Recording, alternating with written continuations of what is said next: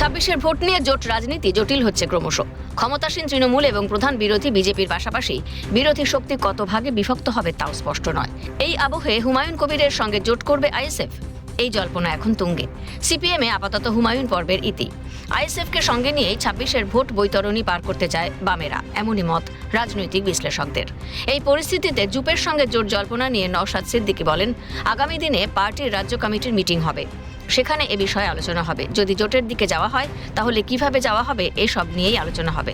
পাশাপাশি তিনি আরও বলেন, হুমায়ুন কবির আগে যে কথা বলেছেন সেটা তুলে নিতে হবে, নইলে তাঁর সঙ্গে কথা হবে না। बोला था हुमायूं कबीर साहब कुछ ऐसा बात बोला था, इसके ऊपर हम लोगों का कड़ा निंदा किया था। उससे अब उड्डो नहीं करेगा तो उससे बातचीत नहीं होगा। वो 31 जनवरी उड्डो कर लिए हैं।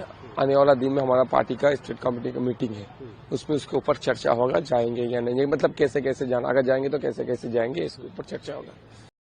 দেখুন, নওশাদ সাহেবদের উদ্দেশ্য যা, হুমায়ুন কবিরের জেইউপি পার্টিরও উদ্দেশ্য একই। কাজেই ওনারা যদি মনে প্রাণে চান যে তৃণমূল নামক যে সরকারটা আছে, যে মিথ্যাচার সরকারটা আছে, যে দুর্নীতিগ্রস্ত সরকার আজ বাংলার মানুষের কাছে ক্ষমতায় বসে আছে, সেই সরকারটাকে এই নির্বাচনে ক্ষমতাচ্যুত করার প্রয়োজন আছে বাংলার মানুষের জন্য, সঠিকভাবে উন্নয়ন দেওয়ার জন্য। তাহলে নিশ্চয়ই ওনারা সিদ্ধান্ত নেবেন আগামী দিনে। 294টি আসনে একা লড়াই করবে আইএসএফ? প্রশ্নের উত্তরে নওশাদ সিদ্দিকী বলেন, 294 আসন রয়েছে বাংলায়। সব সিটে প্রার্থী দেওয়ার মতো অবস্থায় নেই আইএসএফ। 50 থেকে 60-70টা সিটে লড়াই করতে পারে দল, কিন্তু জোট হলে কিছুটা সিট কমবে। আইএসএফ বিধায়কের স্পষ্ট দাবি, তৃণমূল এবং বিজেপির বিরুদ্ধে লড়াই করতে হবে, সেই জন্য তারা যে কোনো দলের সঙ্গে জোট চাইছেন। একসঙ্গে লড়াই করতে রাজি আইএসএफ। नहीं, 294 सीट जो है बंगाल में, उसमें सब सीट में देने का हम लोग का अभी कंडीशन नहीं है, उतना संगठन नहीं है। हम लोग 50 के ऊपर 60-70 के आसपास हम लोग सीट में कॉन्टेस्ट करने के लिए रेडी है, लेकिन अगर अलायंस होगा तो कुछ उसमें से कम होगा। हम लोग तो चाह रहे हैं कि बीजेपी टीएमसी के खिलाफ हम लोग जो non BJP non TMC parties हैं एक साथ मिलकर लड़ाई करें। কংগ্রেসের সঙ্গে জোট প্রসঙ্গে নওশাদ সিদ্দিকী বলেন, প্রদেশ কংগ্রেস এবং জাতীয় কংগ্রেসকে ইতিমধ্যেই চিঠি দেওয়া হয়েছে, তবে কোনো রেসপন্স আসেনি। इसके कतार में तो कांग्रेस भी आता है, क्या कांग्रेस से बातचीत हुआ है कुछ? हम लोग पीसीसी को लेटर भी किया था, एआईसीसी को भी लेटर किया था, कोई फीडबैक नहीं है वहाँ से। বামেদের দরজা খোলা, যে কেউ কথা বলতে পারেন, তবে দলবদলু হুমায়ুন কবির নিয়ে কটাক্ষের সুর সিপিএম নেতা সুজন চক্রবর্তীর গলায়।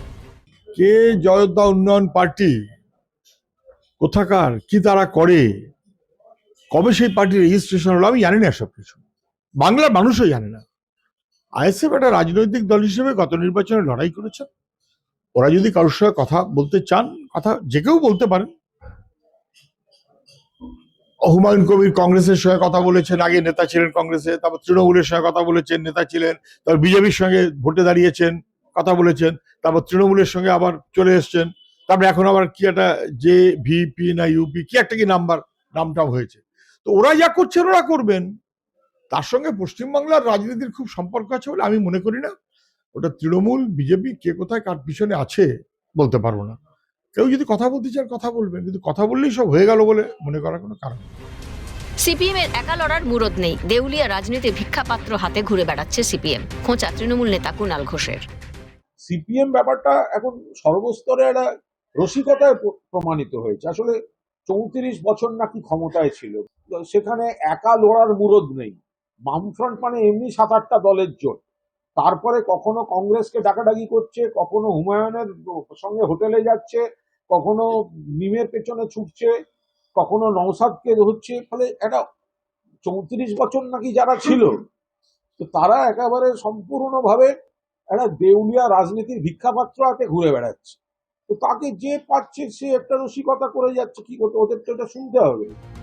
সূত্রের খবর, 22শে ফেব্রুয়ারি ডেডলাইন ধরে এগিয়ে চূড়ান্ত আসন সমঝোতা শেষ করতে চাইছেন সেলিম সুজনরা। আগামী 18 ও 19শে ফেব্রুয়ারি রাজ্য কমিটির বৈঠকে সব চূড়ান্ত হয়ে যাবে বলেই মত সিপিএম এর। বামেরা হুমায়ুনের থেকে দূরত্ব বাড়ালেও হুমায়ুনের সঙ্গে আলোচনার রাস্তা খোলা রাখছেন আইএসএফ বিধায়ক নওশাদ সিদ্দিকী। রবিবার রাজ্য কমিটির বৈঠকে হুমায়ুন নিয়ে চূড়ান্ত সিদ্ধান্ত নেবে আইএসএফ। প্রসঙ্গত রাজ্যে আসন্ন বিধানসভা নির্বাচনে এবার এককভাবে লড়তে চলেছে কংগ্রেস দল। ভোট যত এগোচ্ছে ততই জোটের অঙ্ক কি কঠিন হয়ে উঠছে বাম শিবিরের কাছে। একদিকে হুমায়ুন সাক্ষাতে বিক্ষোভের সুর, অন্যদিকে নওশাদের কৌশল।